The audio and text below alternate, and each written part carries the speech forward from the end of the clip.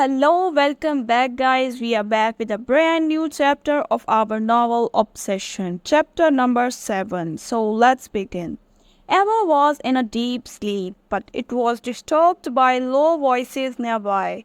Suddenly, all the day's events flooded her mind, and she jolted awake.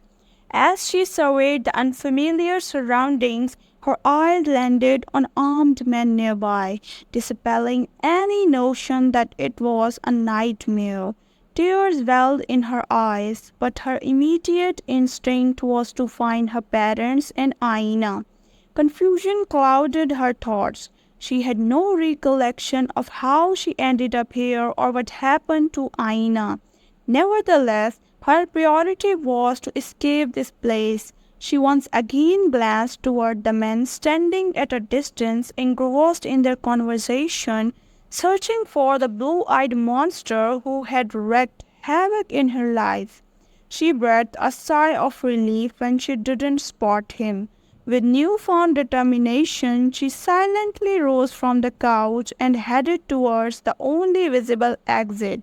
However, her progress was hindered by the clinking of her anklets and bangles.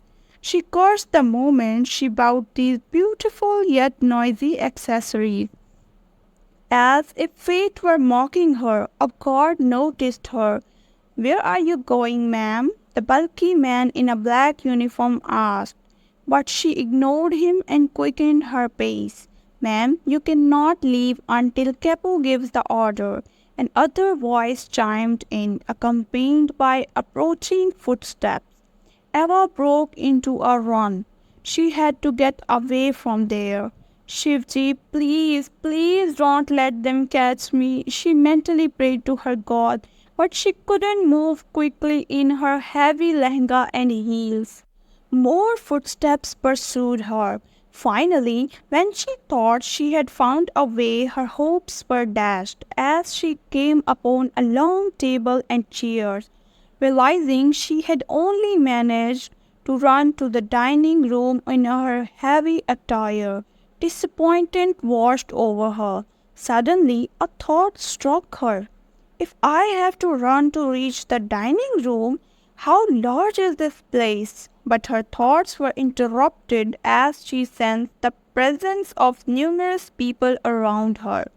Turning, she found herself faced with a group of men, all wearing the same stern expression. She attempted to move backward, away from them, but halted abruptly when she collided with a chair.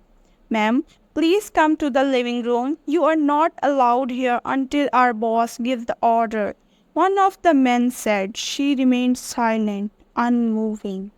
"Didn't you hear him? Move to the living room now," and other guards screamed, causing her to flinch and close her eyes in fear. Tears welled up as she remembered how menacing he looked. Suddenly, the surrounding fell silent, and all she could hear were hurried footsteps coming from the living room. As Lucas entered the room, he panicked upon not seeing Eva or the guards. However, a sudden loud voice from the dining room compelled him to head in that direction. What he witnessed there enraged him to the point where all he could see was red. "What's happening here?" His booming voice echoed throughout the dining room, causing all the guards to turn towards him. It was then that he noticed her, his beloved, standing beside the table, her body trembling and tears streaming down her face, his fists clenched, ready to unleash fury upon whoever dared to hurt her. As Eva heard the voice of the monster, her eyes snapped open, meeting his monstrous blue gaze. All the fear she had felt earlier was now replaced by anger towards him. "What happened, darling? Why are you crying?" Lucas asked, his voice laced with concern. But as she saw him taking steps towards her, she retreated, backing into the table. She didn't want him near her. She refused to feel helpless or experience the fear she felt when he threatened her. So she turned around, scanning for anything that could halt his advance. Her eyes landed on a knife nestled in the food basket. Without hesitation, she seized it and hurled it in his direction. Lucas was startled by her unexpected action but managed to dodge the knife. When he looked back at her, he saw all the guns aimed at her, and she had closed her eyes in fear. His anger surged to its peak. One scratch on her body, and I'll take my personal time while killing you all, Lucas said in a loud and threatening voice, making them drop their gun. Eva opened her eyes in shock hearing him. She thought he would kill her for throwing the knife. But how wrong was she to think that he would harm her? She is yet to discover that he will die 1,000 times before letting anything happen to her. They thought she was just some girl their boss brought because he liked her.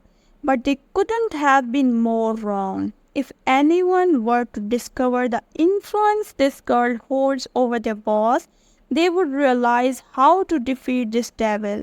Lucas then turned towards his wife and asked in a soft, concerned voice, "What happened, darling? Who made you cry?" Eva and everyone else in the dining room except Michael were shocked by Lucas' behavior. They had never seen him speak to anyone in such a soft tone, and now they were all certain that she was not someone to be trifled with. She was his precious possession. On the other hand, Eva struggled to comprehend his behavior, wondering if he might be bipolar. She snapped out of her thoughts when she sensed his presence before her. Looking up into his eyes, those mesmerizing blue orbs, she couldn't help but feel conflicted. Despite her anger towards him, there was something in his gaze that prevented her from hating him.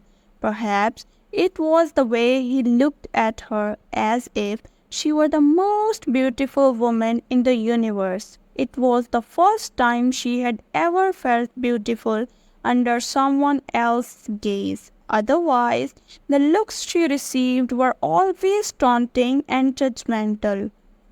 The enchantment of those magical blue eyes dissipated when she felt a soft touch on her face. Turning, she saw it was him, her stranger, her kidnapper, and her husband.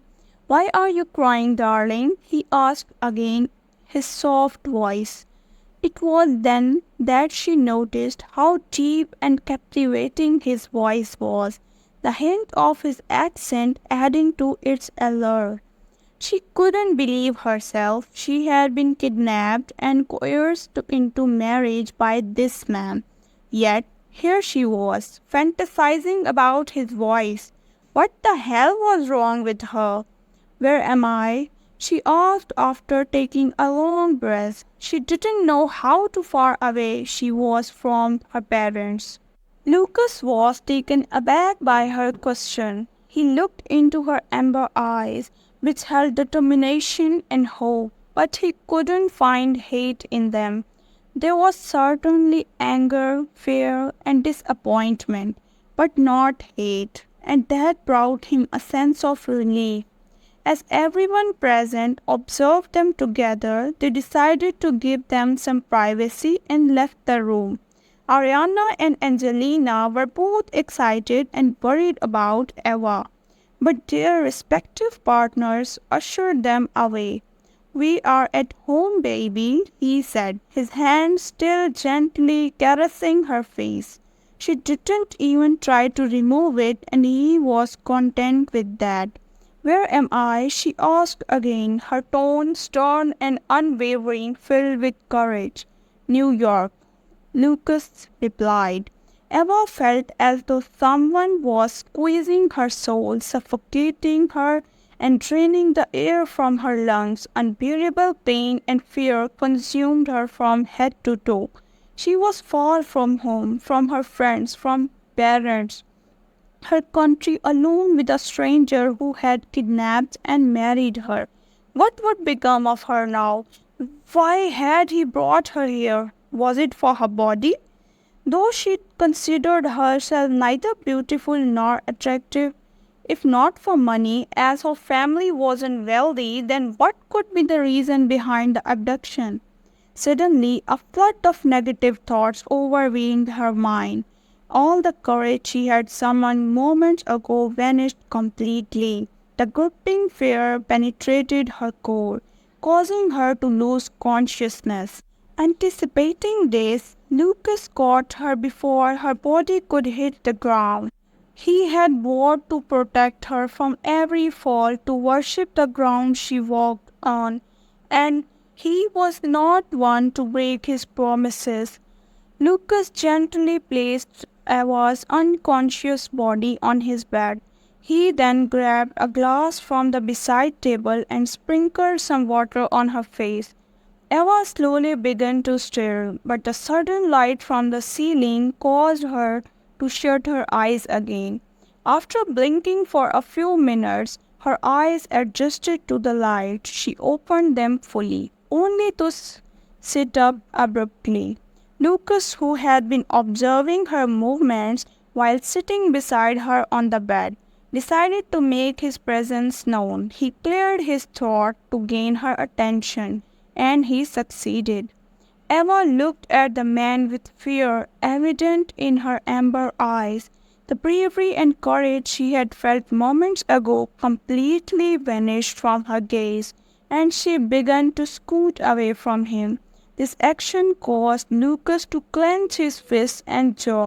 He never wanted his darling to be afraid of him, but he had given her reason to fear him. Eva felt the weight of his intense gaze upon her, so she clutched the rux pendant around her neck. Seeking the strength it provided, the man and his monstrous blue eyes both frightened and fascinated her. With a trembling voice she pleaded, not wanting to incur his anger. "I want to go home, please let me go," she said in a trembling voice. "This is your home, darling," Lucas replied in a soft tone. "No, I want to go to my family," she said, her voice resembling that of a child's while crying. "I'm your family, I'm your home," Lucas declared firmly, disliking her tears. But his words only fueled her anger, causing more tears to stream down her face. "No, you are not my family, you are not my home, you are nothing to me. Let me go from here," she screamed at him while continuously punching his chest with her small fists. He didn't stop her because he knew he deserved every beating, every punch for making his love cry. But at the same time, it hurt him to hear her say that he meant nothing to her. After allowing her to punch him for some time, he gently grabbed both of her hands with one of his own and softly held her face with the other, making her look at him. "Look at me and listen to me carefully, darling. What did you say?" "I mean nothing to you," Lucas said, his gaze fixed on hers. "Then hear me loud and clear. I'm your husband. I'm Lucas Ashwin. And I'm yours, my love. I'm yours." As he spoke, the sincerity she felt in those magnificent blue eyes made her breath hitch in her throat. "Why?" she uttered in a whisper. If he hadn't been so close to her, he wouldn't have heard her. He sighed and slowly released her hands from his grip, then cupped her face with both of his hands. With the same sincerity and intensity, he said, "Because I love you." Her eyes widened upon hearing this confession. "I had loved you from the moment I saw you in the front of the temple, risking your life to save your friend. I fell in love with you when I saw your smile as you admired the anklets in the street. I fell in love with you as you danced with that beautiful smile on your face without caring about the world. I fell in love with you the moment I saw you in our wedding attire, and I fell in love with you the moment I married you.